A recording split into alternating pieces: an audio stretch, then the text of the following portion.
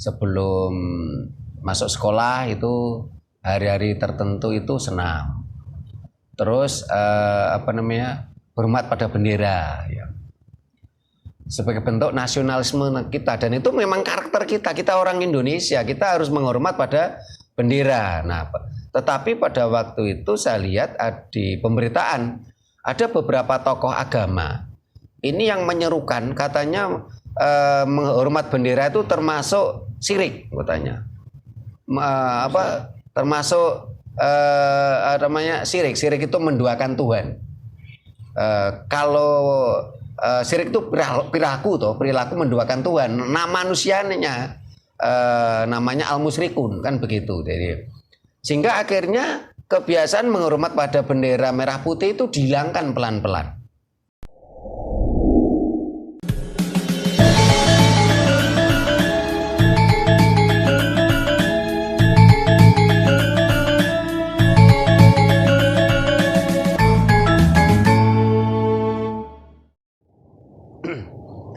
Rahayu para pemirsa Raket Prasojo TV channel yang kami hormati, selamat berjumpa kembali dalam kegiatan Yayasan Raket Prasojo, Lembaga Pengkajian, Pelestarian, dan Pengembangan Budaya Nusantara.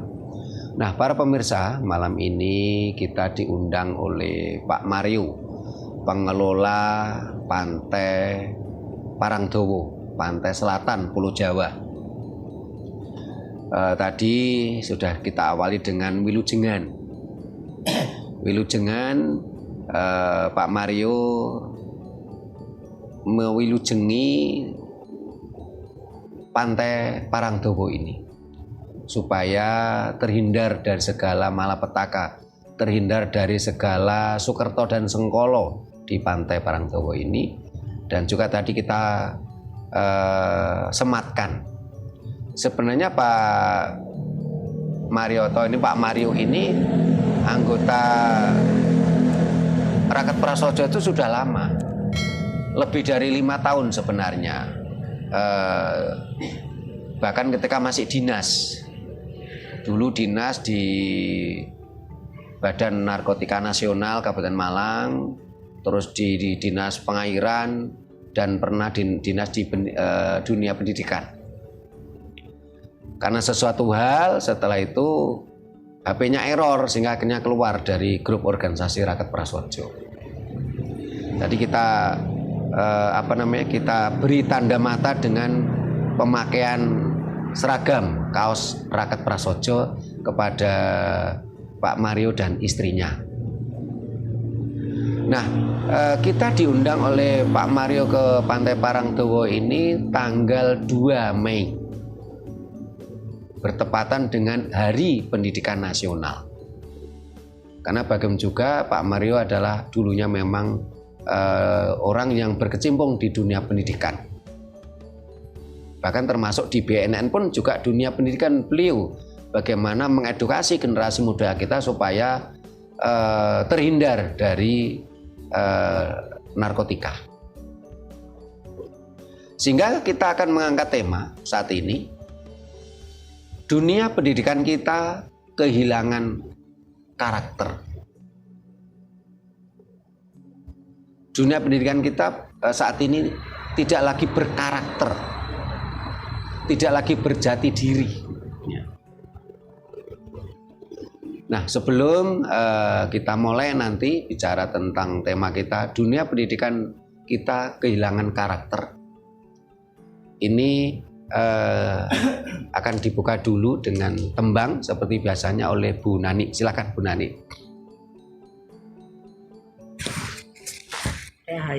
Rahayu. Wis ngancik jaman wekasan, kathah tiyang kang sami tuna budi,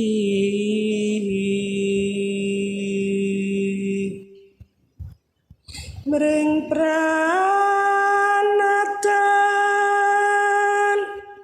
datan wanu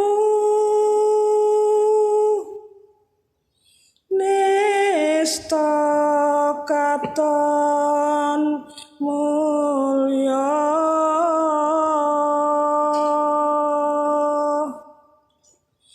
pengangene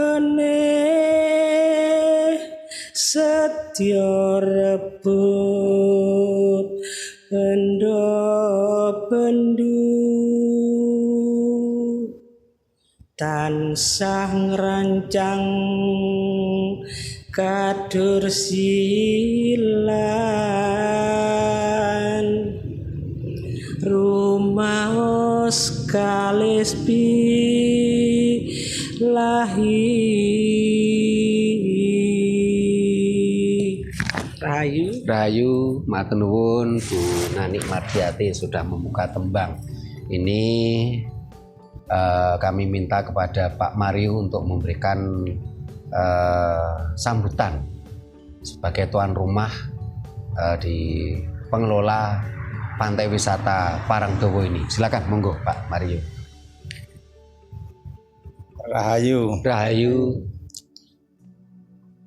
Terkaitan dengan tema yang kita ambil pada sarasian malam hari ini, kiranya untuk masuk ke dalamnya perlu kita awali puisi tentang keprihatinan situasi pendidikan sekarang ini mungkin dari sebagian anak bangsa. Mohon disimak. Ketika otonomi tugas pendidikan di sekolah diintervensi oleh orang-orang yang tidak memahami pendidikan, entah apa jadinya generasi penerus nanti. Tugas guru itu multi, mengantarkan peserta didik agar bisa percaya diri, membawa diri, tahu diri, mengeksplorasi diri, dan mengeksploitasi diri agar kelak bisa kuat dalam mandiri. Namun ketika guru upaya itu, guru dibully, guru dicaci maki, guru dimusuhi, bahkan dilaporkan ke polisi. Padahal ketika guru itu sedikit marah, itu sebenarnya upaya untuk mewujudkan itu. Ibarat itu memberikan pil yang kalau di dalam mulut itu terasa pahit, tetapi di dalam badan akan menjadi sehat diri. Kusarankan seluruh wali, orang tua wali, janganlah semua itu diambil hati, agar upaya guru bisa mewujudkan generasi mendatang yang bisa benar-benar punya jati diri.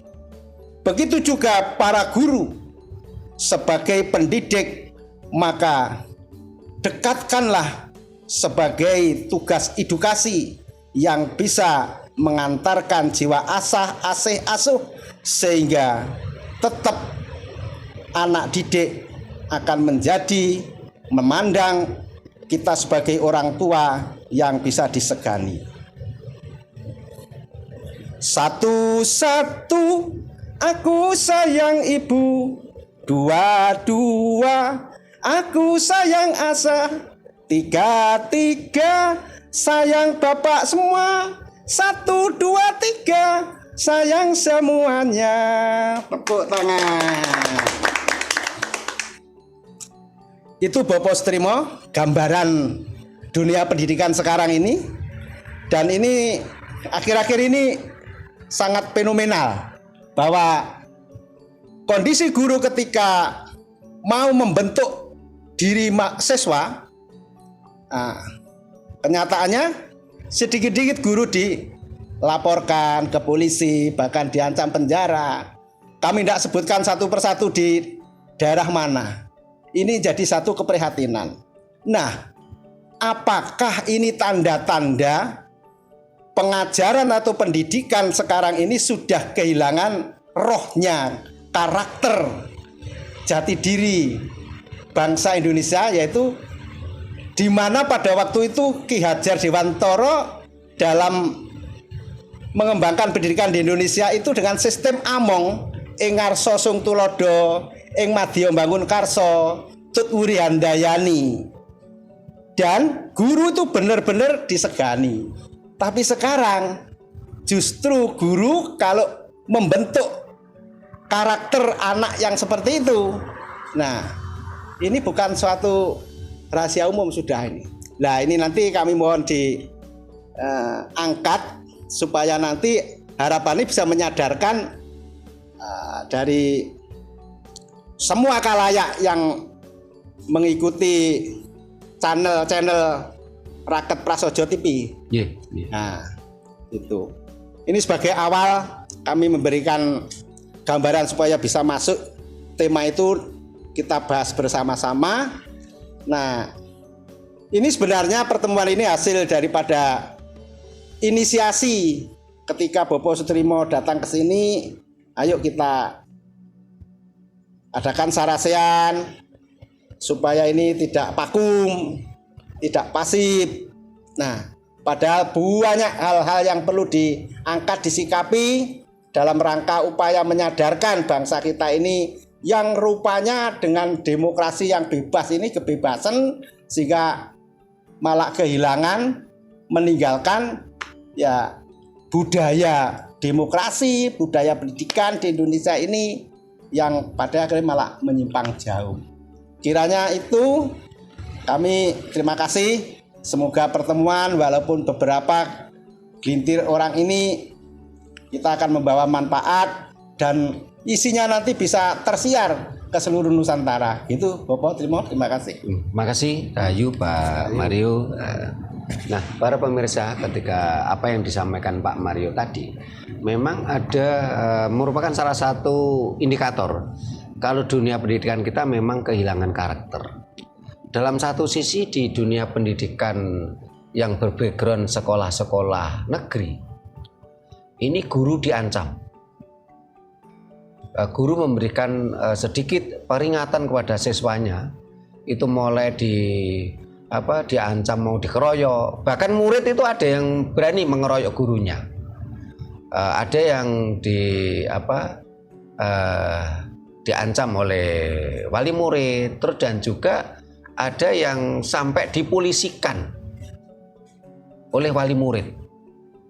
Bagaimana kasus-kasus kemarin, kasus di Sulawesi ya, seorang ibu guru yang diperkarakan oleh seorang polisi sampai ada tuntutan minta uang damai 50 juta. Di sekolah berbasis sekolah negeri, guru yang seolah-olah menjadi korban, walaupun dia hanya sekedar memberikan pembelajaran kepada siswanya.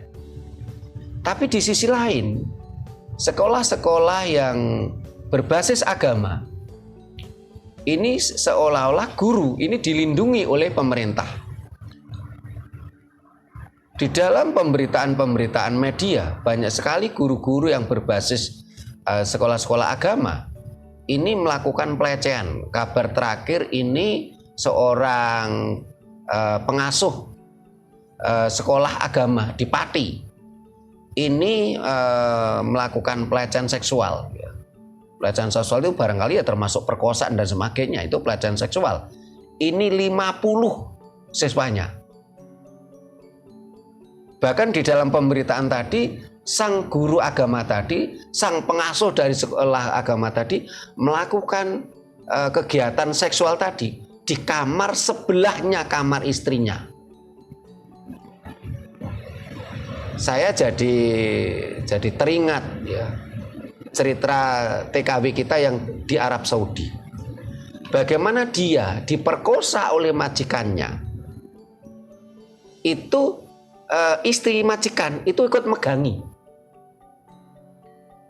TKW tadi, dan suaminya atau majikan laki-lakinya itu menikmati seks dari TKW kita. Jadi seolah-olah istri dari mereka itu seperti malah menyuruh suaminya melakukan hal semacam itu gitu loh. Apalagi di dalam keyakinan mereka itu yang namanya seks itu kan memang transaksi gitu loh. Sehingga nanti akan kita buat video tersendiri yang berjudul pendidikan seks dalam budaya Jawa itu sangat elegan. Sangat berbeda dengan pendidikan seks dari bangsa lain yang cenderung jorok, vulgar. Sehingga kalau di video kita yang lain yang sudah diupload, itu judulnya apa? Wanita cerdas pasti minta dikawin. Bukan langsung transaksi seksual gitu loh. Nah, ini kan kalau saya lihat ini ada sebuah fenomena yang lucu gitu loh. Di sekolah negeri guru dijadikan korban, memberikan pembelajaran pada murid dikit-dikit dilaporkan polisi. Padahal guru tadi belum tentu bersalah. Tapi di dunia pendidikan yang berbasis sekolah-sekolah agama, sang pengasuhnya, sang guru agamanya ini di Pati itu 50 siswi. Terus di Trenggalek kemarin berapa? Sekitar 23. Di Bandung itu sekitar 23 juga. Terus di Aceh, di Sumatera Barat, di banyak sekali. Oh, termasuk kemarin di Lombok juga ada beritanya. Dan selama ini seolah-olah di bangsa ini apapun yang dibalut dengan agama ini aman-aman saja. Dan ini ada semacam sebuah konspirasi supaya bangsa ini benar-benar kehilangan jati diri, supaya dunia pendidikan kita kehilangan karakter. Nah, di sisi lain, bangsa ini ketika dunia pendidikan kita kehilangan karakter, otomatis bangsa ini pun juga kehilangan karakter. Di dunia pendidikan kita ini tidak ada satupun pendidikan yang terkait dengan budaya Nusantara. Pembelajaran huruf Jawa juga nggak ada, pembelajaran budi pekerti juga nggak ada. Sehingga nanti kita akan buat video juga yang berjudul apa? Bintal, pembinaan mental, bintal moral berbasis agama terbukti gagal.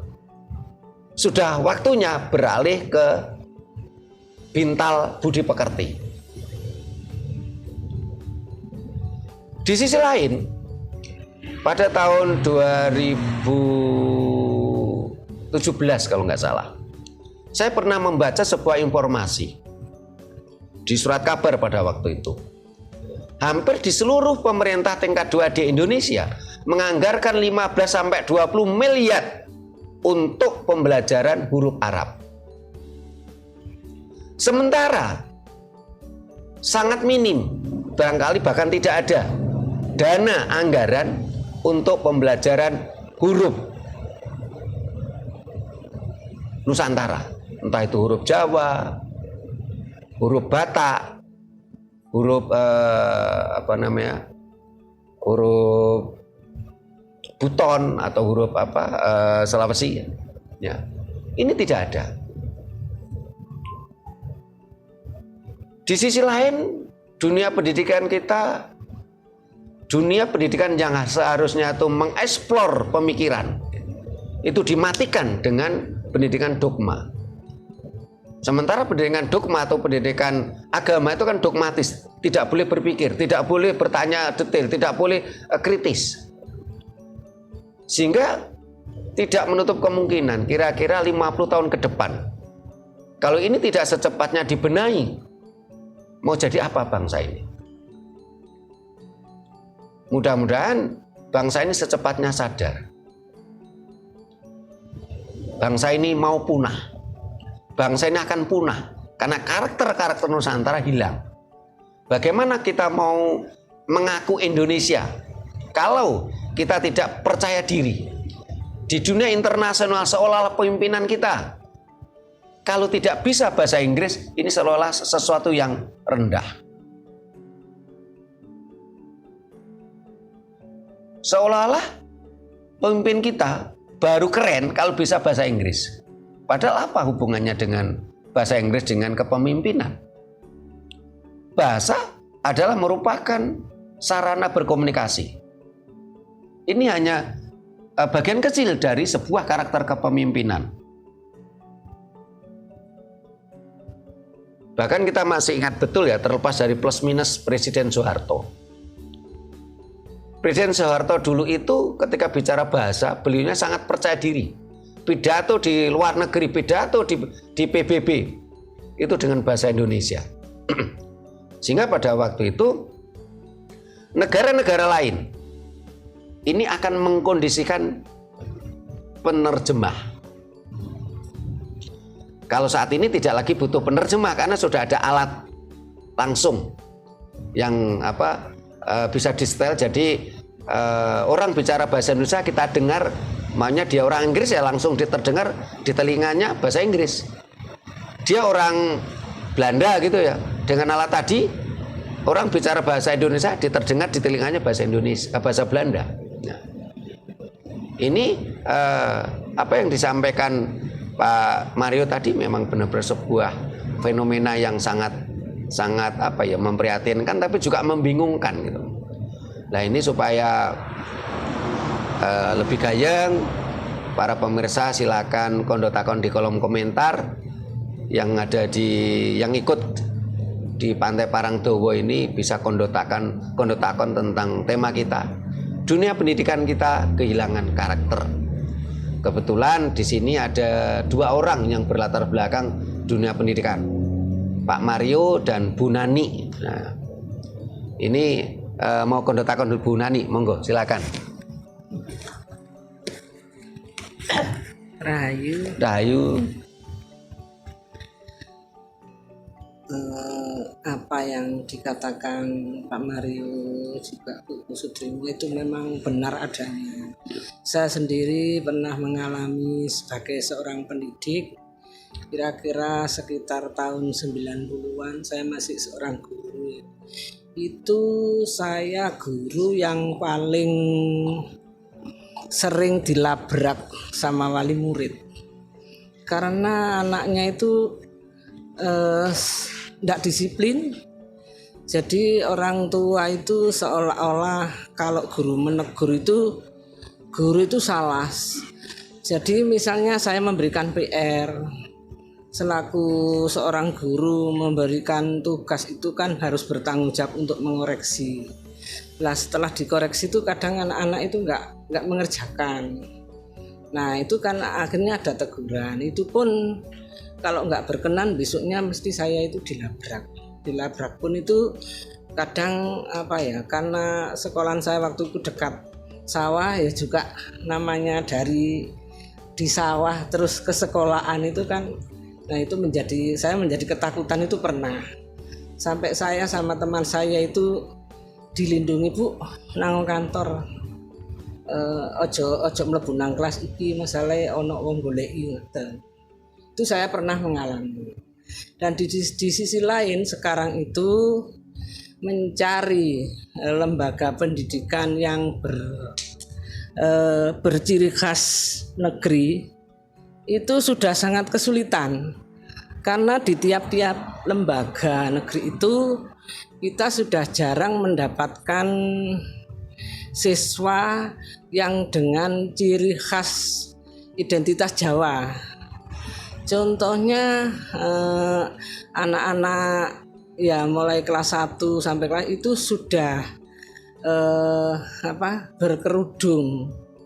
Jadi itu saya kira juga sudah jauh dari karakter, jauh dari ciri khas, jauh dari identitas kita selaku orang Jawa. Juga masih sekarang ini kan saya sudah tidak ngajar lagi dan kadang saya sering jalan-jalan sambil ngomong cucu itu kan sering melewati beberapa sekolahan. Nah, disitulah diajarkan sebelum masuk kelas itu ada suatu pendidikan muatan lokal. Nah, di sekitar kita itu kan banyak lagi pembelajaran yang terkait dengan lingkungan sekitar yang mestinya bisa dimasukkan ke lingkup pembelajaran di awal sebelum masuk. Tapi kenapa muatan lokal yang dipakai yaitu pelajaran bahasa asing, yaitu doa-doa yang kiranya semestinya tidak perlu diajarkan sebelum pelajaran dimulai. Kalau saya dulu waktu saya sekolah itu sebelum pelajaran dimulai, sebelum masuk kelas itu kita diberi pelajaran senam. Saya masih mengalami senam SKJ seri A sampai D sampai A dan lain sebagainya. Sekarang itu sudah tidak ada. Alangkah baiknya pihak-pihak terkait itu menghidupkan kembali senam-senam tersebut, daripada sebelum masuk itu anak-anak dibariskan dan membaca bersama suatu doa yang tidak ada hubungannya dengan pendidikan itu. Itu salah satu dari budaya yang hilang saat ini, dan banyak lainnya, terutama setelah masuk. Dulu juga dikenalkan sebelum pelajaran dimulai kita berdoa hormat pada bendera, sekarang sudah hilang. Itu tadi salah satu karakter yang hilang, yang sekarang ini memang benar-benar memprihatinkan. Nah, mungkin ada pandangan lain dari bapak-bapak sehubungan dengan hilangnya karakter yang ada di sekolah-sekolah kita. Matur nuwun, rahayu. Rahayu, terima kasih Bu Nani. Pak Giono, monggo. Nah, Mas Rofi'i sama Mas Sodikin, monggo. Rahayu. Rahayu. Yang saya mau tanyakan, apakah keterbukaan informasi juga berpengaruh pada anak-anak didik sekarang? Karena informasi sekarang mau cari berita apa, mau cari keterangan apa, langsung mudah pada dunia sekarang ini. Nah, itu apa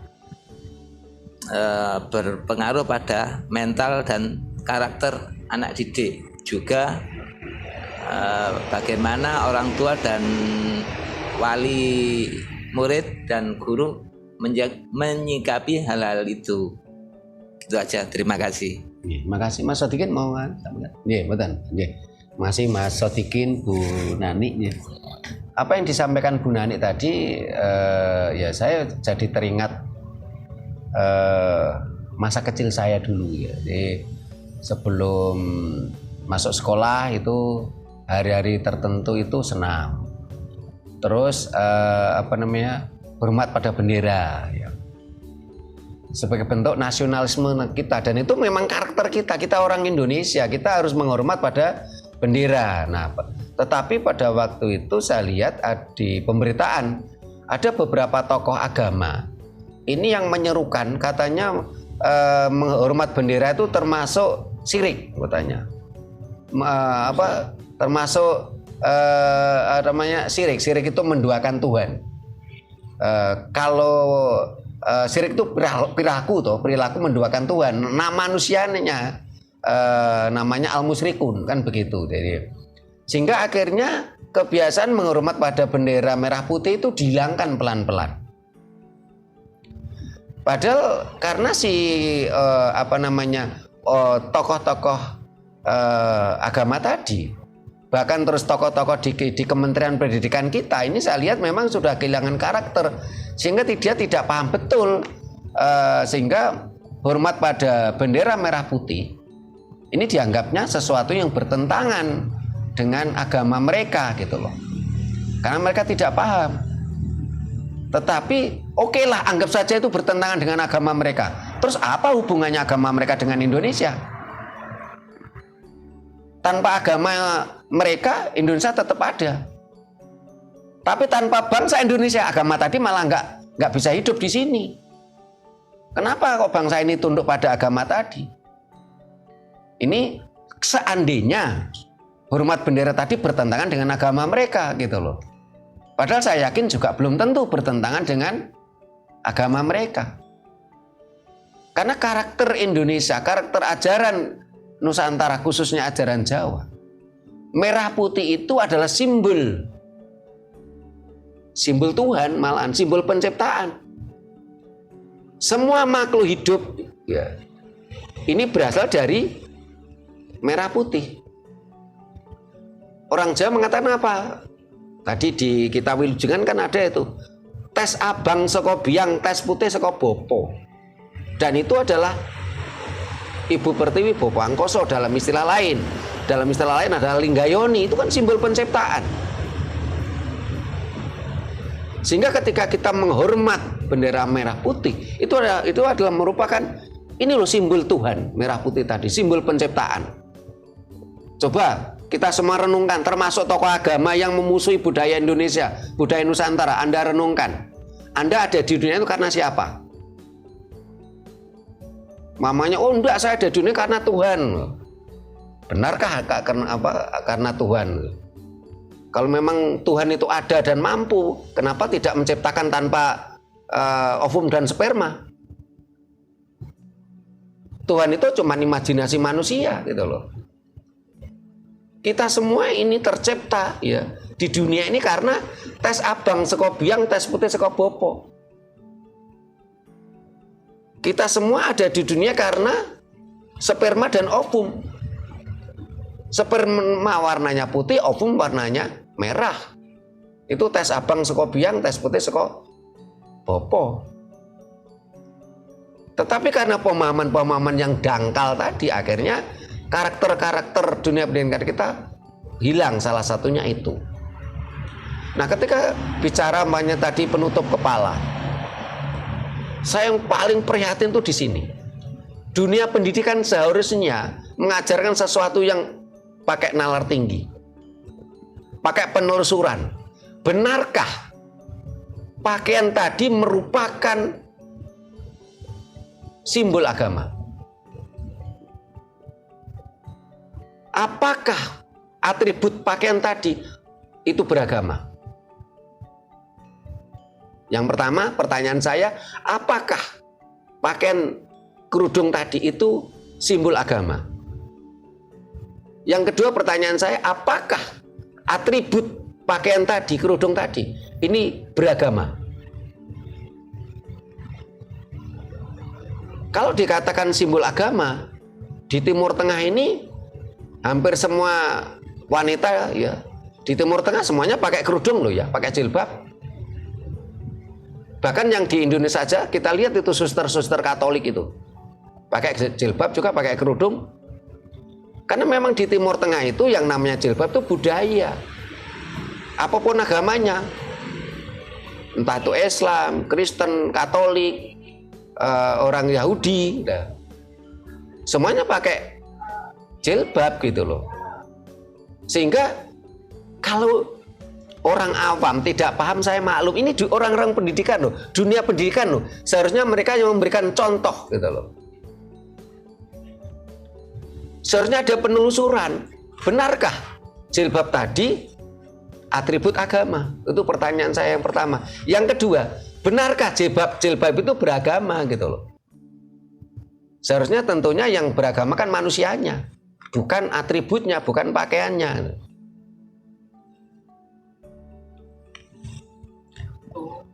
Jadi itu leres-leres. Ini enggak ngeriku. Ya. Ya. Saya sangat prihatin di situ. Dunia pendidikan kita ini seperti tidak mau berpikir nalar gitu, berpikir jernih gitu loh. Sehingga semua anak-anak perempuannya suruh berjilbab semua gitu loh. Kalau orang awam ngomong saya masih maklum. Lah ini orang pendidikan, orang yang seharusnya berpikir cerdas gitu loh. Harus mampu membedakan mana budaya Arab dan mana budaya Indonesia. Sehingga kemarin ketika ada seorang anak perempuan kepingin supaya dia tampil tidak berhijab. Sampai orang tuanya harus membuat pernyataan surat izin. Surat pernyataan menyatakan kami orang tuanya mengizinkan anak saya tidak berhijab. Ini kan aneh gitu loh. Tanpa surat izin dari orang tuanya tadi, si anak perempuan tadi tidak boleh tidak pakai hijab.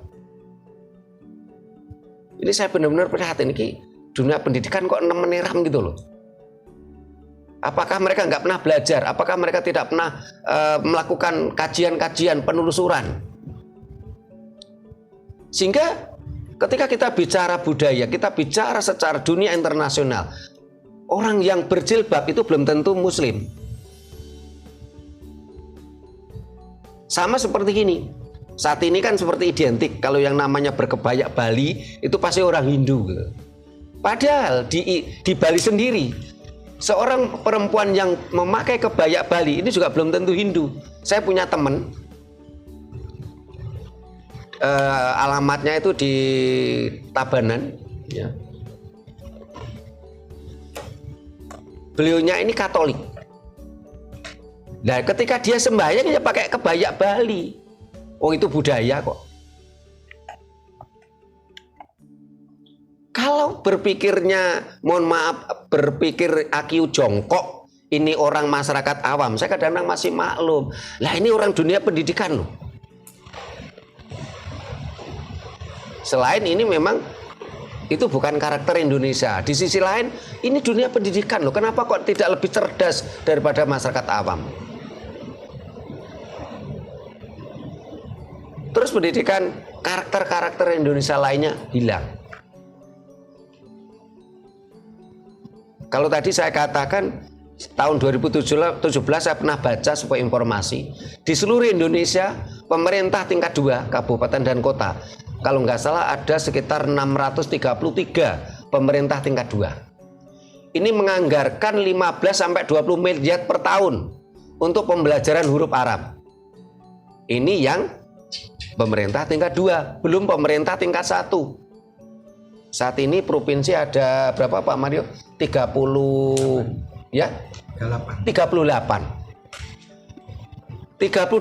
ini barangkali minus NTT dan Bali dan Papua. Ini juga turut menganggarkan untuk pembelajaran bahasa Arab. Ini juga besar. Bisa mencapai 100 miliar per tahun. Kalau APBN kita, saya pernah baca, APBN kita tuh menganggarkan itu 300 triliun per tahun untuk penguatan budaya Arab. Tapi untuk penguatan budaya lokal, budaya Jawa, Batak, budaya Melayu, budaya Papua, itu minim gitu loh. Jadi dunia pendidikan kita kehilangan karakter itu dalam segala lini gitu loh.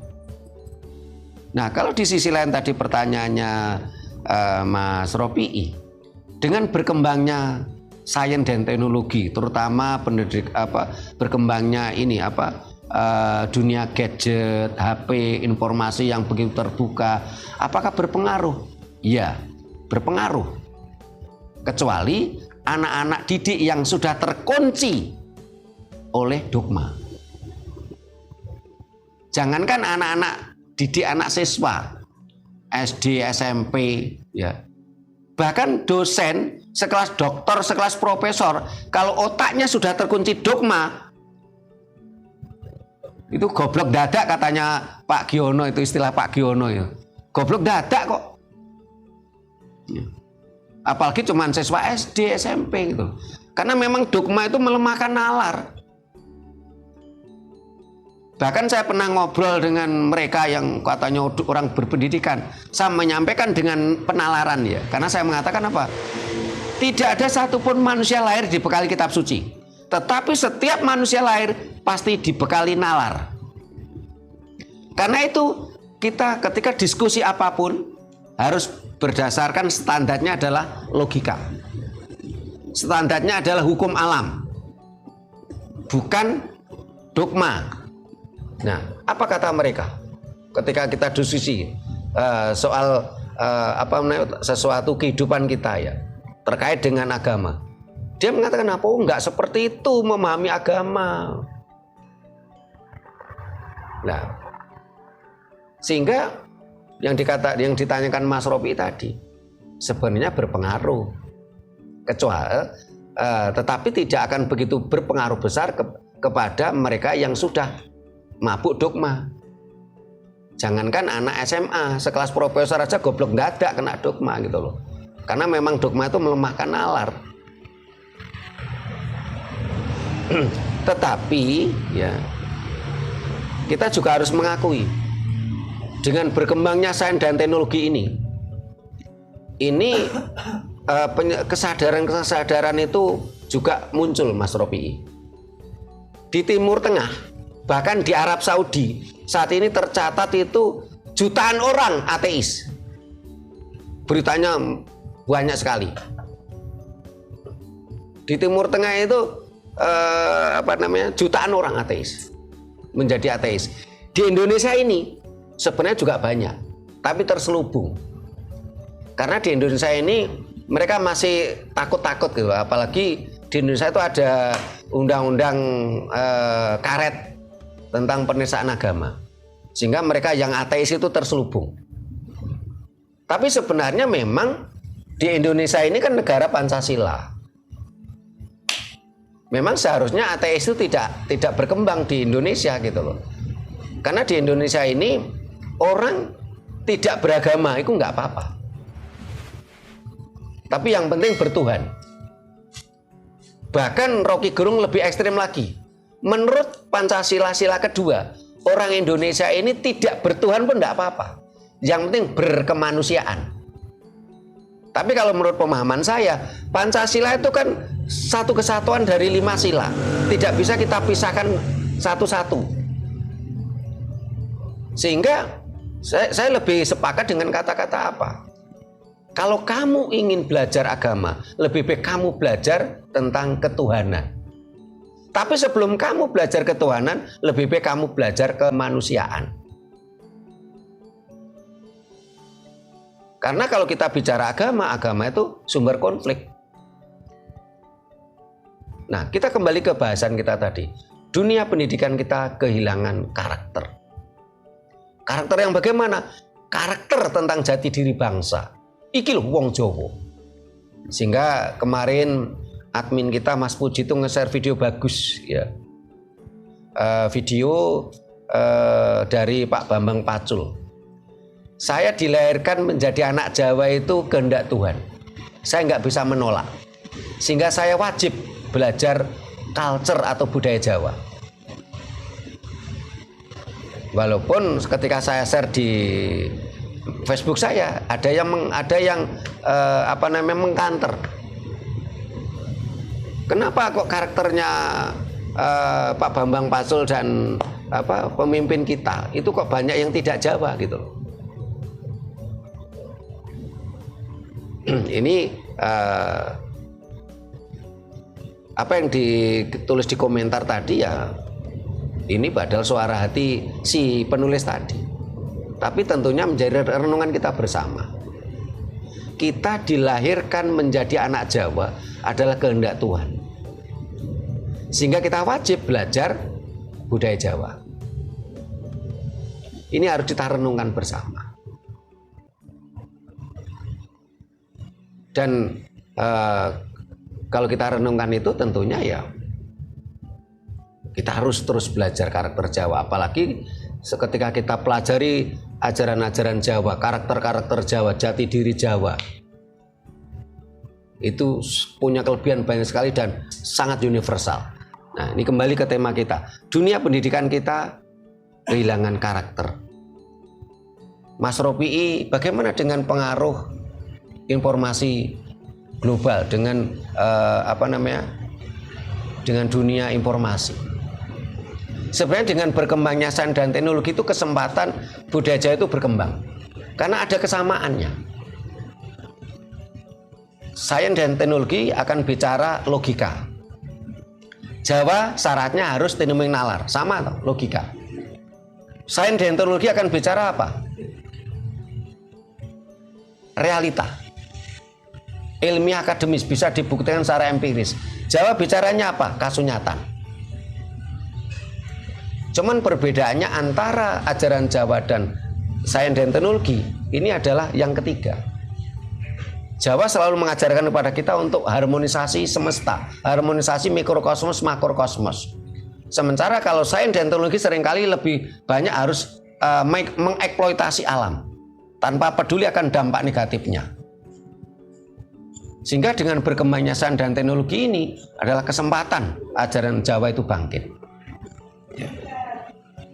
Ada lagi mau disampaikan, monggo. Kondo takon kita. Sing nom sik wis monggo. Seru. Monggo. Apakah suatu kesengajaan karakter Indonesia itu digeser? Misalnya sampai presiden aja kalau nggak bisa bahasa Inggris dibully. Apa ini termasuk penggeseran? Dan kalau iya penggeseran, kenapa nggak ada gerakan yang sadar untuk membendung agar tidak tergeser? Itu yang itu aja. Matur nuwun. Nggih, matur nuwun Mas Rofi, monggo. Ini menurut pendapat saya ya. Kenapa pendidikan sekarang itu jauh dari karakter? Itu bukannya karena adanya teknologi canggih saja. Sebelum ada teknologi canggih itu saya kira itu kita sudah dijauhkan. Karena apa? Yang pertama, anak itu sudah tidak mengenal leluhurnya.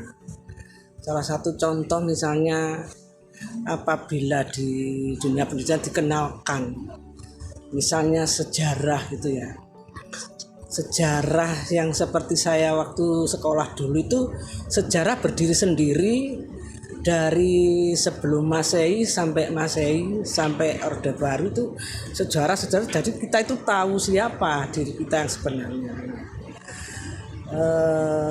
Alangkah baiknya apabila pihak terkait itu menggali lagi untuk membangkitkan anak untuk cinta tanah air, terutama lagu-lagu kebangsaan itu harus dikumandangkan lagi di sekolah, masukkan dalam pelajaran kesenian dan juga budaya yang ada di sekolah-sekolah itu sangat minim budaya Jawanya, yang ada budaya lain. Saya kira itu juga menjadi suatu penyebab. Terima kasih. Rahayu. Terima kasih Bu Nani Pagiono, mau sampaikan? Apa yang disampaikan Bu Nani dulu, baru nanti Mas Rofi. Jadi sebenarnya dari obrolan kita tadi itu tidak ada satupun kesimpulan kalau yang menghilangkan karakter kita itu perkembangan teknologi. Tetapi kita dalam berbagai obrolan kita tadi, kesimpulannya adalah yang menghilangkan karakter kita ini malah ajaran Dayo. Dengan berkembangnya teknologi, termasuk informasi, ini sebenarnya malah mendukung. Mendukung. Jadi mendukung. Karena antara sains dan teknologi dengan ajaran saya itu selaras. Hanya perbedaannya pada poin ketiga tadi gitu loh. Nah, kehilangan karakter bangsa kita itu memang salah satunya kalau kita runut ya, karena itu kan masalah yang sangat kompleks ya. Tapi salah satunya dihilangkannya pendidikan budi pekerti diganti dengan pendidikan agama. Sehingga di kesempatan lain kan saya pernah ngomong, kita semua ini beragama bukan karena kesadaran. Apalagi orang-orang yang seusia saya kalau tahun 70-an. Nggak tahu agama itu apa, itu nggak tahu kok. Tahu-tahu masuk sekolah SD, dulu kan nggak ada TK dulu itu. Masuk SD, itu tahu-tahu ada guru pendidikan agama. Mereka beragama itu bukan karena kesadaran, karena sistem. Nah, karena pendidikan budi pekerti diganti dengan pendidikan agama. Dan saat ini terbukti agama itu gagal membentuk moral bangsa kita. Seharusnya diganti.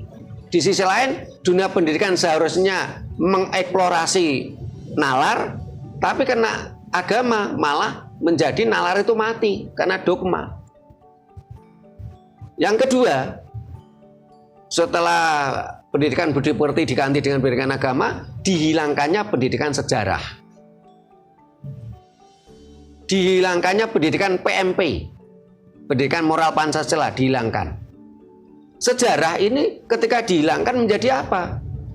Bangsa kita dipisahkan dengan leluhurnya. Sehingga saat ini anak-anak sekolah kita di SD SMP ditanya tentang siapa Airlangga, nggak ada yang bisa menjelaskan. Tapi kalau ditanya tokoh agama dari Timur Tengah, hafal luar kepala gitu loh. Ini kan kehilangan kehancuran bangsa kita. Padahal tokoh agama dari Timur Tengah tadi kita tidak kenal loh, gak paten. Kita tetap lahir gitu loh. Tapi kalau yang jelas siapapun itu Brawijaya, siapapun Airlangga itu berpengaruh pada bangsa kita, kehidupan kita.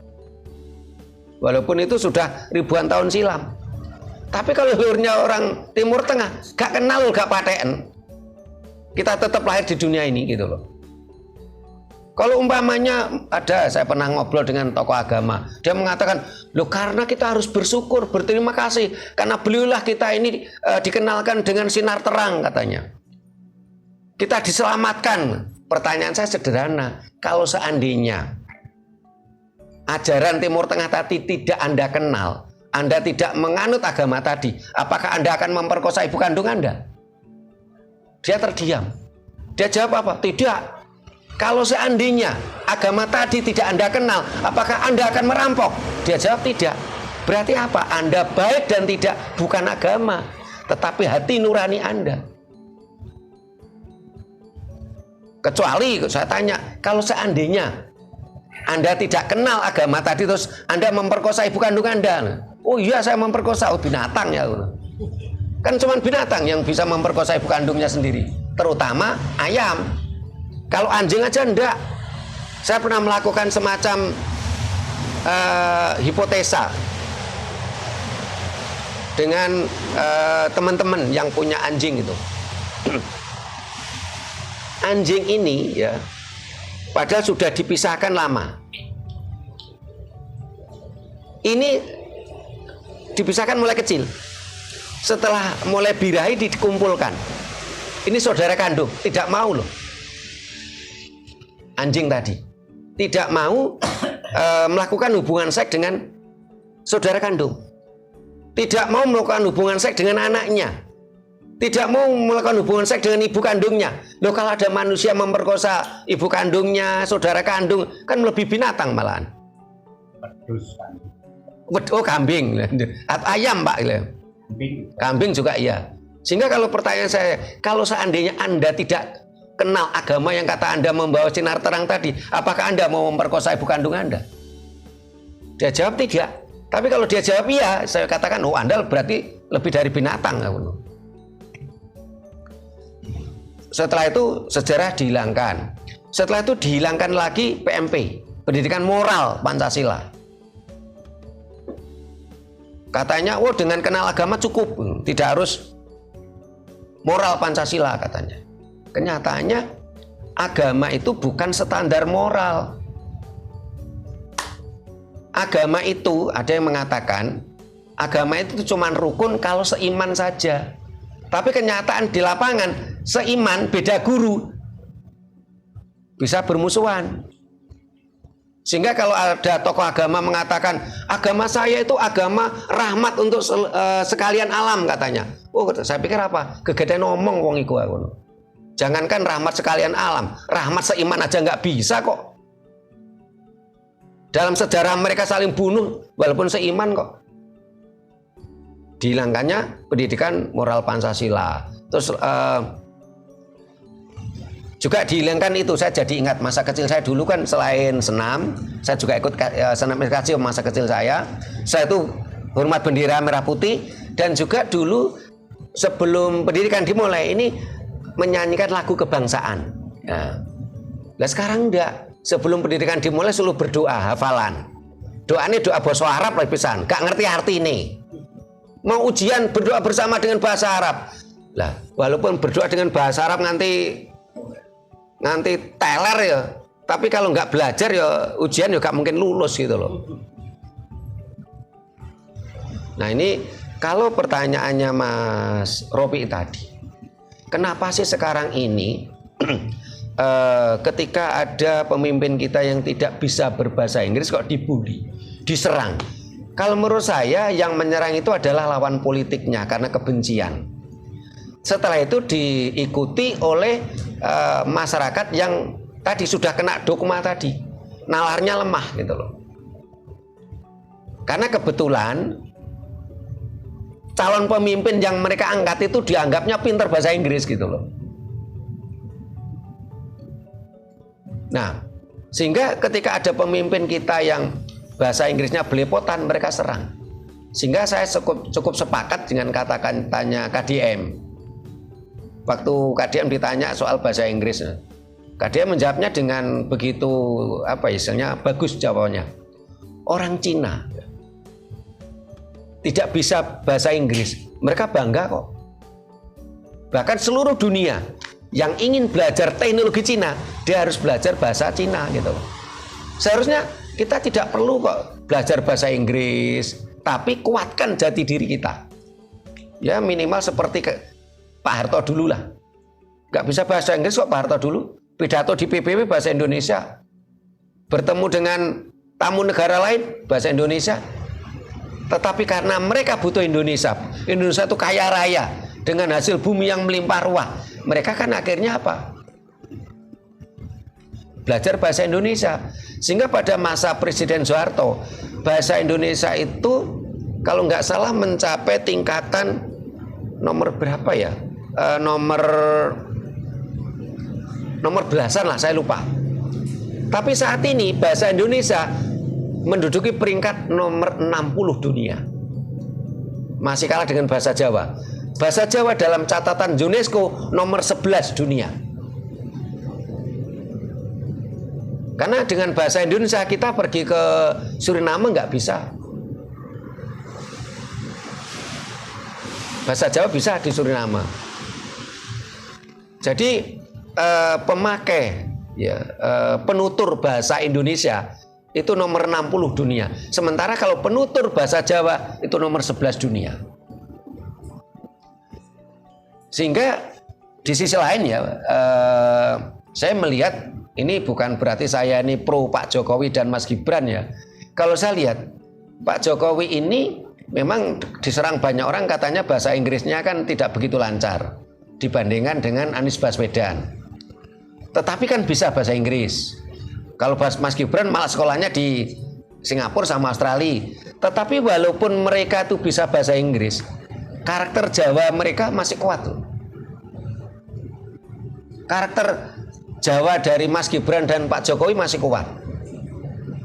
Karakter Sundanya KDM masih kuat. Nah, tentunya ini yang harus kita teladani gitu loh. Sementara kadang-kadang kita, mohon maaf ini salah satu contoh tuh Mas Sodikin tuh asli Pekalongan, karena besar di Betawi di Jakarta nggak bisa bahasa Jawa. Nah ini kan harus introspeksi ini Mas Sodikin. Tapi itu masih mendingan Mas Sodikin besar di Betawi itu berpuluh-puluh tahun.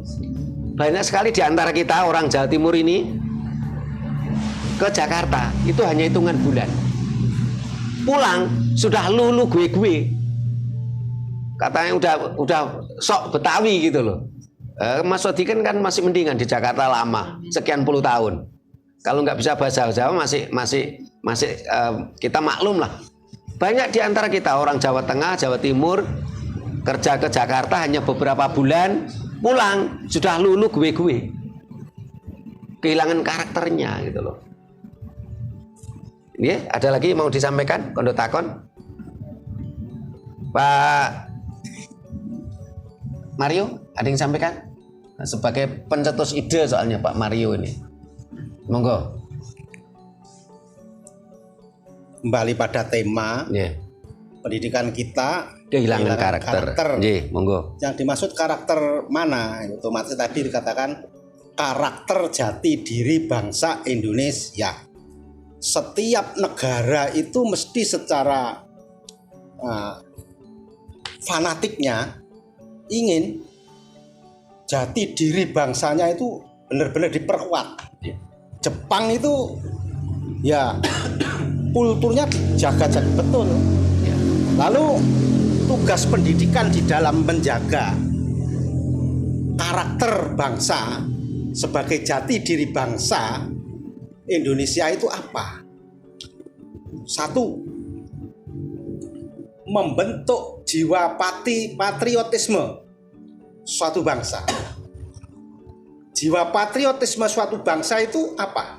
Cinta kepada bangsa, paham bangsanya, paham negaranya, paham sejarahnya. Kalau dalam ilmu kejawennya, ngerti sangkan parane dumadine bangsa Indonesia.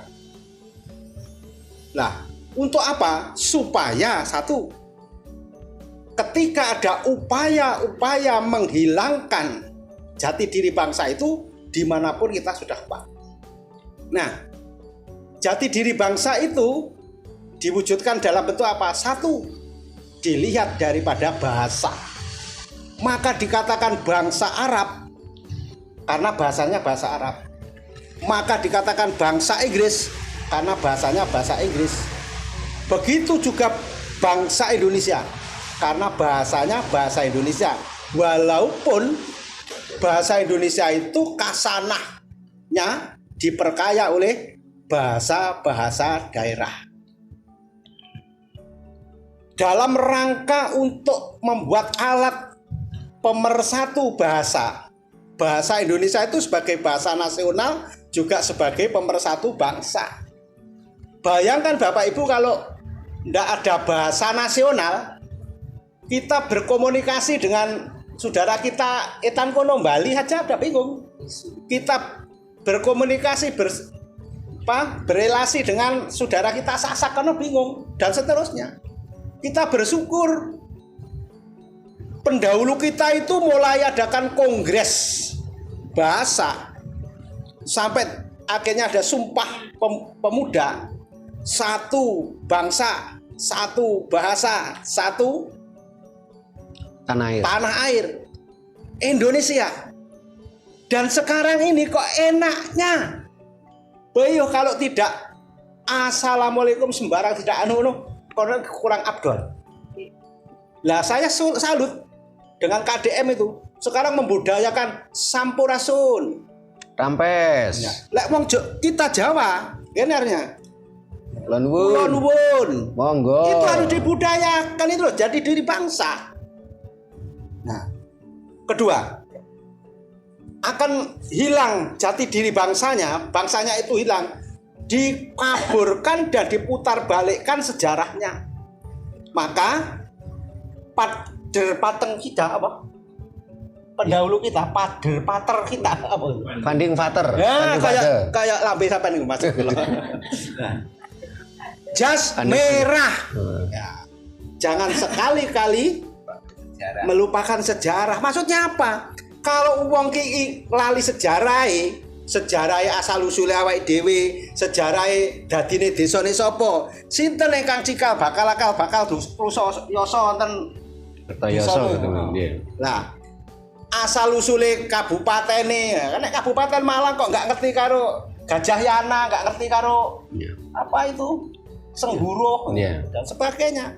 Indonesia nggak ngerti apa kok jenenge Indonesia. Nah, ini loh yang sekarang ini jangan jadikan keprihatinan bersama.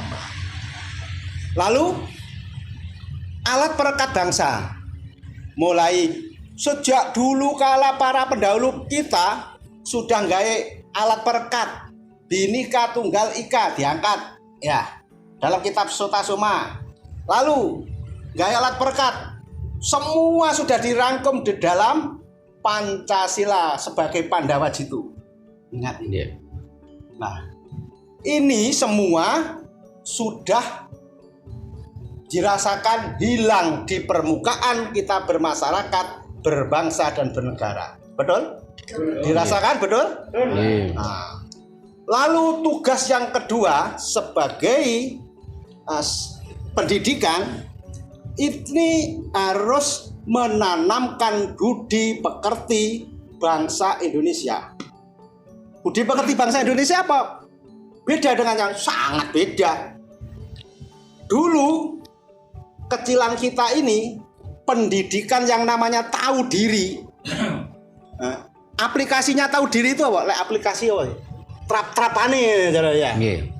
Itu lek wong tuwa iku gurune mara medun nggawa tas gedhengan ora diparani. Dijaluk dibawakne. Tasnya dibawakan. Dibawakan. Sepedanya Sepeda itu malah ditonton nih. Sekarang. Beyo wong tuane kedua bahkan kono ya mek ngene anak sekarang ini. Tapi kita orang tua ini gagal dalam menanamkan pendidikan ini. Nah, ini yang dimaksud itu tahu diri. Tahu diri ini sekarang ini udah diucapkan. Bahkan saya di kalangan ini loh. Ayo. Lah diceritakne ya malih. Wabe nggak tahu diri. Ngetrapne itu nggak bisa. Wong tuwek nyuwapu serowet ya kono mek hapean. Padahal kebersihan itu dengan yang lain-lain ada kaitannya dengan dodol degan, dodolan. Tapi enggak. Nah, padahal Mario ini di sini kan malah apa ya? Segala nih Orlon. Tukang nyapu yo. Ini contoh. Juragan iya, tukang sapu iya. Juragan malah nggak tampak. Nggak tampak. Memang bukan juragan. Nah, yang ketiga, Tukang masak iya. pendidikan dikatakan kehilangan jati diri sudah melupakan tugas orang tua ini mengajar dan mendidik. Apa bedanya mengajar dan mendidik? Kalau mengajar adalah mentransfer ilmu dalam rangka untuk mencerdaskan pikir. Tapi kalau mendidik, membentuk kepribadian bangsa Indonesia bisa hidup dimanapun berada sesuai dengan kultur yang ada. Dengan prinsip tetap jati dirinya bangsa Indonesia. Tapi sekarang kan enggak. Sudah sekian persen, mungkin nggak dihitung 70%, 80% jati diri kita ini sudah tidak ada jati diri bangsa ini. Yang dikatakan tadi jati diri bangsa lain. Inilah yang jadi keprihatinan dalam rangka malam tanggal 2 Mei ini kan merupakan hari pendidikan, Bu. Yeah. Nah, lalu berikutnya, janganlah kita ini sampai terbawa arus, harus memperkuat benar-benar jati diri bangsa. Lalu yang berikutnya pendidikan. Kalau tadi yang kami sebagai pengantar, saya tidak menyalahkan wali murid, tidak menyalahkan murid, juga tidak menyalahkan guru. Sekarang guru itu katanya kalau guru berdiri kencing, murid kencing berlari. Lah sekarang berkembang, kalau penjabat kencing berdiri, rakyat kencing berlari. Artinya apa itu? Tanggung jawab moral sebagai guru ini luar biasa. Karena segala gerak-gerik, ucap dan pikirannya itu selalu diteladani. Maka tugas guru, orang tua itu adalah juga sebagai teladan. Tapi itu kadang lupa, bukan kadang sering. Contoh, guru karo muridnya cengengesan. Terus apa itu ngejak pacaran. Mangan timun di pangan dewe, nandur timun pangan dewe. Nah, contohnya gimana itu? Berarti kehilangan jati diri gurunya, sehingga tidak mempunyai kewibawaan. Tibakno iko gak disegani. Lah, ya no puluhan. Terus yang kedua, dulu itu kalau sekolah SPG sudah dibudayakan karo antar siswa SPG itu wis boso. bosan dalam awal berkomunikasi hari-hari. Coba sekarang kalau guru di depan murid, kalau antara guru sing diomongne golongane SD SB. Apa Pak SD SB? Ngomongne wong semok depan semok belakang. Wes iku enggak mikir iku dirungokne murite. Nah, inilah dia lupa kalau guru kenceng berdiri, murid kenceng berlari, sehingga diwaneni muridnya. Nah, jiwa mendidiknya sudah, roh pendidikannya sudah hilang. Sifat asah, asih, asuh itu enggak ada. Nah, akhirnya terhalang. Begitu juga sekarang. Ya, muridnya. Sekarang ini harus menyadari tugas orang tua itu mengantarkan anak menjadi dewasa ideal itu luar biasa beratnya. Kalau dulu Bapak Ibu, wong tua iku lek ngandani anak paling awas lho. Lek turut kewarangan, pewenekan nggo teko omah tak kurung. Awas lho. Kowe lek nang kuali jeguran nang kedung. Pola asuh sekarang ini kalau diterapkan ya sudah cocok. Kudune awas lho. Kalau cekel HP, lek sing didelok golongane konten-konten sing enggak benek. HP-mu tak awas lho.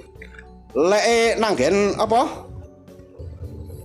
Sepedaan, kebut-kebutan, ora tak tukane bensin. Mengapa? Dunianya sudah berbeda. Apa yang dikatakan ini tadi memang sangat berpengaruh. Lalu pengaruh sekitarnya. Di HP itu seperti itulah. Maka tugas orang tua ya berat. Anak untuk menuju dewasa ideal itu ya luar biasa. Maka pola asuhnya bagaimana? Ini yang harus kita rubah. Disadari itu enggak itu? Disadari enggak itu? Iya kan? Betul. Maka bagaimana kalau begitu pola asuh, pola bimbing, pola didik untuk zaman sekarang ini? Maka harus diadakan pola yang benar-benar bisa. Kalau dilarang pegang HP mungkin bijak? Enggak bijak. Sisi lain HP memang menunjang. Sekarang ini semua pakai apa? Online. Ujian sudah pakai online. Kemudian sudah pakai apa itu? Dari jauh itu? Daring. Zoom jarene. Iku bahasa apa to jane? Lah iku bahasa luar kono lho. Kowe iku lek orang ngono koyo kurang abdol. Ini sedikit demi sedikit menggerokoti jati diri karena bahasa Indonesia itu. Tapi hebatnya bahasa Indonesia itu waduh, blater. Fleksibel bahasa Indonesia itu. Mengapa? Istilah bahasane wong liya itu serapan masuk ini panggah cocok gali cok galak gacok cocok. Surat wulang reh Werdotomo. Rasane piye? Mantep. Ngilmu iku kelakone kanthi laku lekas sing lawan kas tegese nyantosani setya buka hangeng kesing tur angkara wong biyen iku lek bentuk karakter bangsa. Saya tadi salut dan apresiasi setiap kegiatan diawali dengan lagu Mocopat. Dulu itu melalui tembang itu lagi lihat diterjemahkan itu luar biasa. Lek sekarang ini luwe becek patenono timbang pepisahan. Isinya goleng cinta, rindu, kasih, sayang, benci. Mati.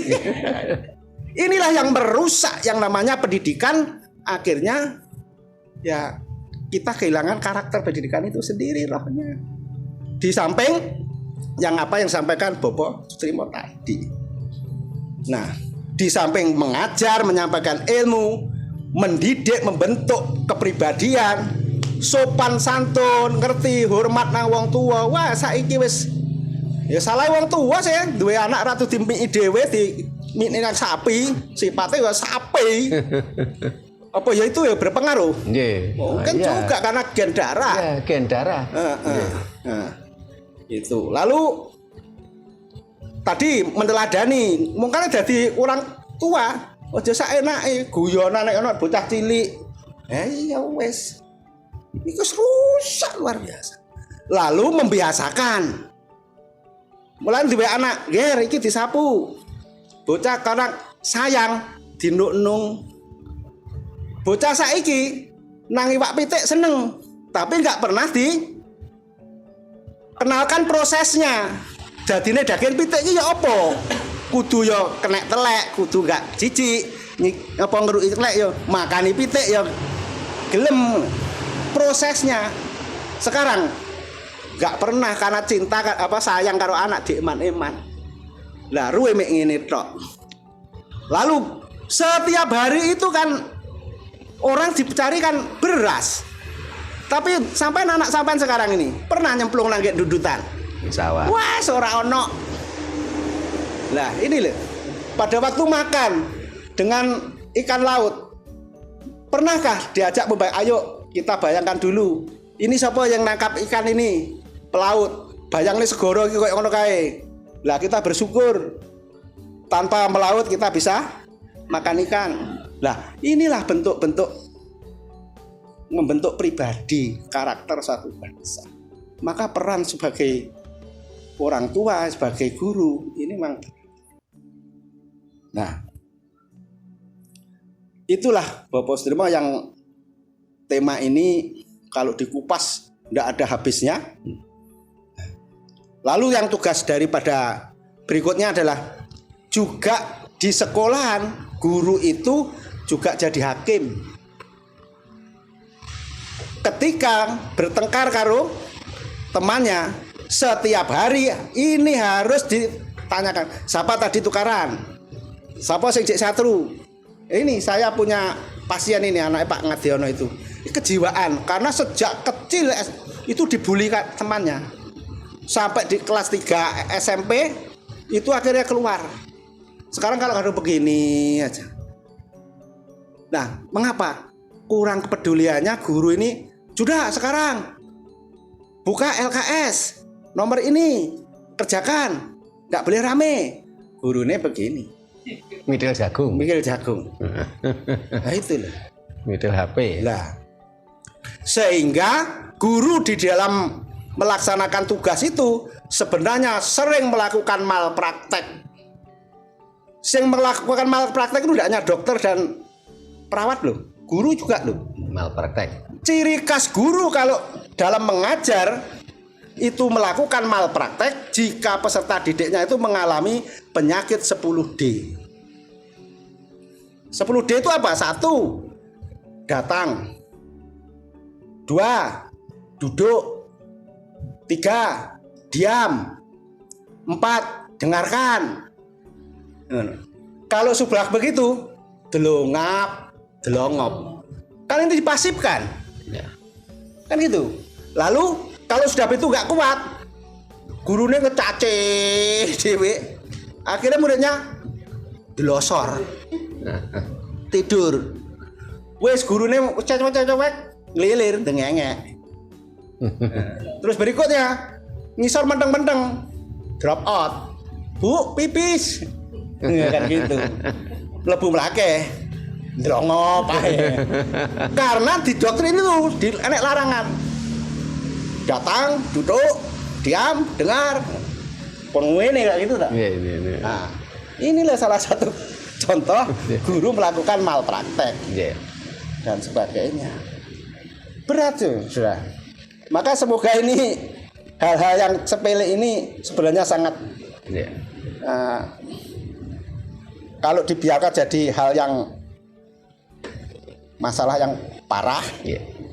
Lalu gini Bapak Sudrimo, paling tidak bangsa Indonesia harus disadarkan. Kita kan sudah sepakat sebenarnya semuanya itu nanti kalau memang benar-benar Pancasila ini masih menjadi jiwa kepribadian dan pondasi kita mendirikan negara kesatuan Republik Indonesia itu, moralnya ya moral Pancasila.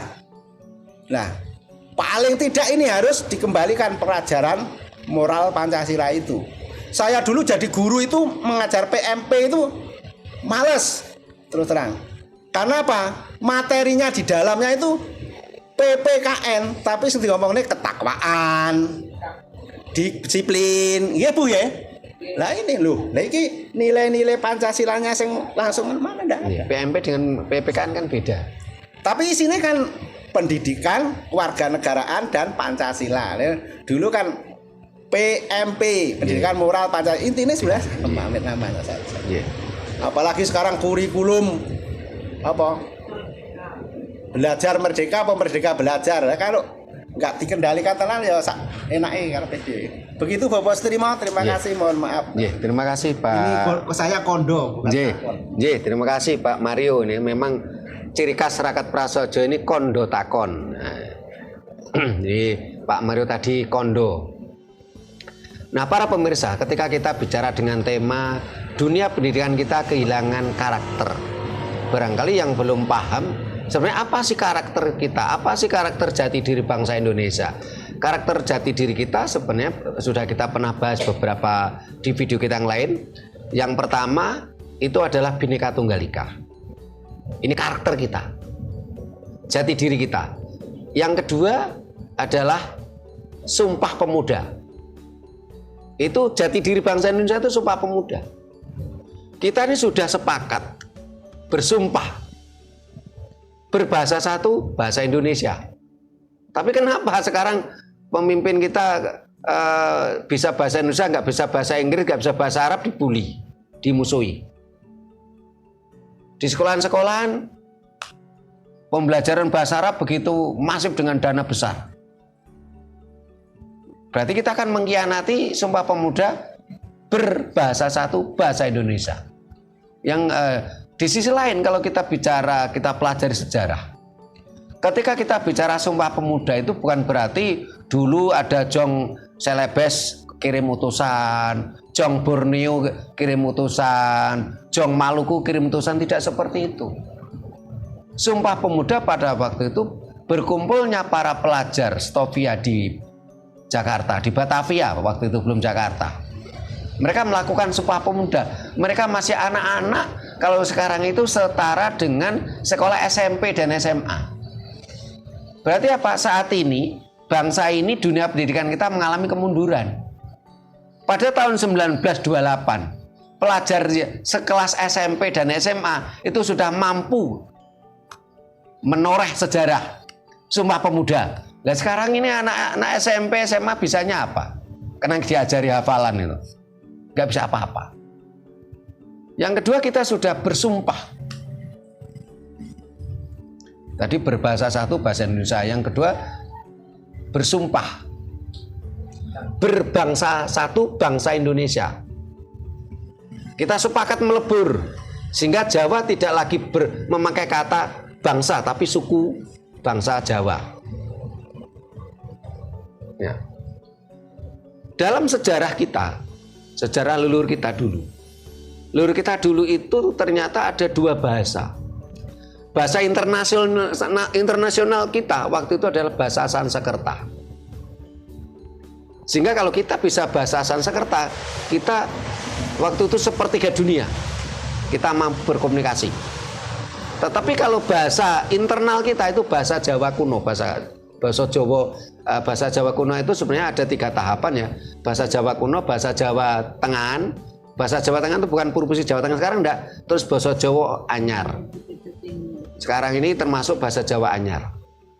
Nah, terus yang ketiga kita sudah bersumpah bertanah air satu, tanah air Indonesia. Saat ini kita semua menggadekan tanah air kita, hanya ingin melihat tanah gersang nun jauh di sana. Kita tidak lagi mau cinta tanah air kita. Tanah air kita digadekan, dijual hanya demi untuk menengok tanah gersang nun jauh di sana. yang katanya nanti peluang surga, padahal di kitab suci mereka nggak ada kata surga. Yang ketiga, jati diri kita adalah Pancasila. Dan salah satu kehancuran kehilangan karakter dunia pendidikan kita karena pada waktu itu mata pelajaran PMP, Pendidikan Moral Pancasila, diganti dengan PPKN. PPKN itu kalau nggak salah nggak bicara Pancasila karena pendidikan kewarganegaraan, tidak bicara Pancasila malahan. Kita kehilangan karakter kita, kehilangan jati diri kita. Nah ini saya jadi tertarik tadi kata-katanya Pak Mario karena beliaunya nampaknya lulusan SPG. Dulu katanya SPG itu sesama siswa sudah harus berbahasa Jawa kromo. Nah ini kebetulan kan ini ada 2 orang nih yang alumni SPG ini. Nah ini biar semakin kuat harus ada testimoni ini dari lulusan SPG satunya. Monggo Bu Nani. Saya dari SMP daftar ke SPG. SPG itu Sekolah Pendidikan Guru ya Pak ya. Kalau sekarang SPG itu sales promotion girl sekarang. Nah, kalau dulu waktu itu dari SMP itu langsung ke SPG Sekolah Pendidikan Guru. Kebetulan saya diterima di SPG Negeri Jalan Bromo. Waktu itu satu-satunya SPG Negeri Malang dan banyak sekali SPG yang lain swasta ada. Kebetulan saya diterima di SPG Negeri Jalan Bromo tahun 1970 berapa saya lulus itu 7980. Waktu itu perpanjangan peralihan tahun ajaran baru dari Januari itu ke bulan Juli. Jadi kami dapat bonus kelas 2 itu mestinya saya itu sudah kelas 3 masih kelas 2. Akhirnya waktu itu kurun 1 tahun waktu setengah ya, kelas 2-nya itu 1 tahun setengah. Kurun waktu 6 bulan itu akhirnya kami seperti apa ya? Karena itu suatu aturan yang mungkin aja mendadak atau bagaimana kementerian yang saya sendiri tidak tahu. Akhirnya guru sampai kehabisan bahan. Kira-kira seperti itu. Jadi kami dibentuk suatu kelas klasikal. Nah disitulah kami dikenalkan dengan beberapa metode-metode cara pendekatan ke anak. Sampai akhirnya kami lulus itu tahun 1980 itu kami lulus kelas dari SPG. Dan saat itu dari lulusan SPG yang setara dengan SMA itu Pak, kita sudah bisa untuk tes pegawai negeri ya Pak ya, tidak salah ya. Itu sangat dipermudah sekali. Tesnya tidak seperti sekarang ini. Jadi saya hanya nganggur itu 1 tahun. 1980 saya lulus, 1981 itu saya langsung diangkat menjadi CPNS. Waktu sekolah tadi sesama siswa sudah harus diwajibkan pakai bahasa. Gini, kita kan ada kelas spesialisasi. Nah, pada saat kalau hari-hari biasa interaksi itu melihat situasi itu pendidikannya apa. Tapi kalau waktu itu kelasnya bahasa daerah, kita memang dituntut harus dengan teman itu nyuwun sewu badhe tindak pundi niku sampun wonten. Apalagi kita mau praktek terjun ke SD kita sudah dibentuk semacam penampilan seorang guru memang. Itu harus pakai sanggul, terus ketemu teman harus monggo Bu, monggo Pak, sugeng enjang. Itu ke anak-anak juga demikian, seperti itu prosesnya. Nggih, matur nuwun Bu Nani. Nah, para pemirsa, ini tadi bahasan kita cukup luar biasa. Tema kita dunia pendidikan kita kehilangan karakter jati diri bangsa. Apa itu jati diri bangsa? Pancasila, Sumpah Pemuda, dan Bhinneka Tunggal Ika. Yang menjadikan kita kehilangan karakter itu apa? Apakah itu sains dan teknologi? Bukan. Sains dan teknologi malah menjadikan peluang budaya Nusantara khususnya Jawa itu bangkit. Karena ada kesamaan konsep. yang menjadikan bangsa ini kehilangan, dunia pendidikan kita kehilangan jati diri bangsa, kehilangan karakter, ini adalah ajaran-ajaran dogmatis.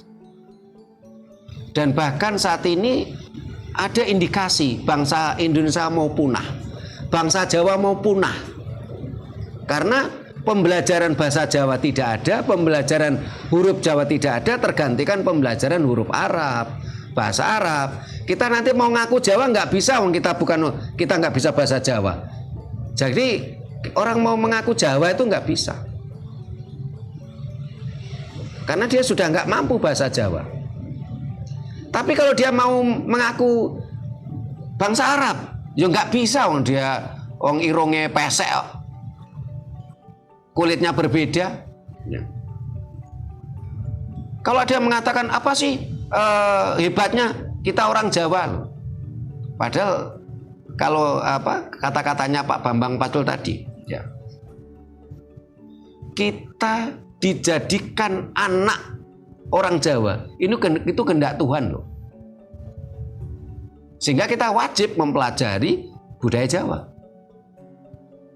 Berarti kalau kita sebagai anak dilahirkan sebagai keturunan Jawa, kita nggak mau tahu, nggak mau belajar budaya Jawa, kok kita lebih belajar budaya bangsa lain, kita ini sudah berkhianat kepada Tuhan. Sehingga bahasa lainnya apa? Kita ini sudah murtad kabeh gitu loh. Ingat, murtad itu bahasa Arab yang artinya keluar dari habitatnya. Loh, habitat kita itu orang Jawa loh. Kok kita mau sok Arab? Kok kita mau sok Eropa? Kita malah jadi murtad gitu kalau kita sok Arab atau sok Eropa. Mudah-mudahan bahasan kita ini mampu menyadarkan kita semua, supaya bangsa Jawa tidak punah. Karena saat ini bangsa Jawa hampir punah. Buktinya apa? Banyak anak-anak keturunan Jawa sudah tidak lagi berkarakter Jawa, sudah tidak lagi bisa bahasa Jawa. Bangsa Jawa mau punah. Akankah kita diam melihat kepunahan bangsa Jawa? Jawab di hati nurani kita bersama. Nah, para pemirsa, sebelum kita tutup, ya kita mau tutup ini kan di sini ada sesepuh yang bisa nembang, sehingga kita harapkan kita tutup dengan tembang. Monggo Mbah Jari.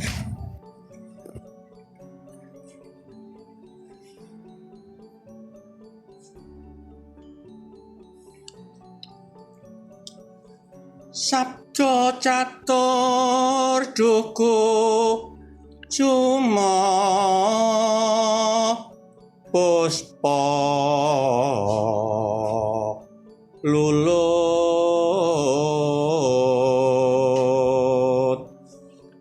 Aduh Dimas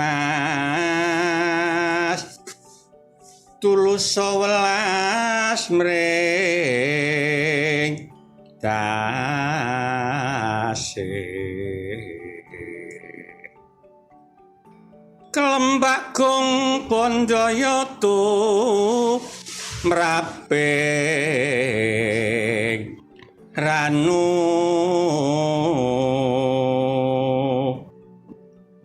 aduh yayi Sang Retna Jiwan ningso bayem arga bayem arga siji loro telu mirasima mara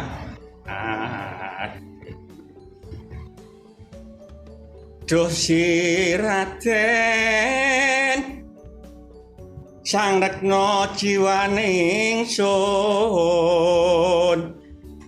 kayata titisipun raket prasaja tetejo. Rahayu. Rahayu, matur nuwun Mbah Jari. Ini monggo Bu Satir satu sak podo mawon. Siap mboten tembang? Mboten siap? Mboten, nggih. Nah, para pemirsa, demikian tadi bahasan kita dunia pendidikan kita sudah kehilangan karakter. Saya tak pesan pada anak-anak. Oh, untuk closing statement Pak Mario. Yeah. Tembang dolanan ya. Yeah. Besok yen wis gedhe nduk pisah karo mbokne. Aja pijer dolan, aja pijer dolan. Wong dolan ora kumanan saya suwe, saya tuman ayo yuk nyambut gawe. Besok yen wis gedhe pisah karo wong tuane. Nggih, matur nuwun Pak. Matur nuwun, terima kasih Pak Mario. Ya, memang mantan pendidik ya, sehingga pinter nembang nih. Nah, demikian para pemirsa bahasan kita. Dunia pendidikan kita sudah kehilangan karakter. Mudah-mudahan mampu memberikan pencerahan dan penyadaran bangsa ini supaya bangsa ini, bangsa Jawa tidak akan punah. Bangsa Indonesia tidak akan punah. Bangsa kita tidak akan kehilangan jati dirinya. Bangsa ini akan menjadi merdeka jiwa raga yang saat ini sedang terjajah oleh ideologi asing. Merdeka! Merdeka! Terima kasih. Sampai jumpa di kegiatan kita lainnya. Rahayu. Rahayu.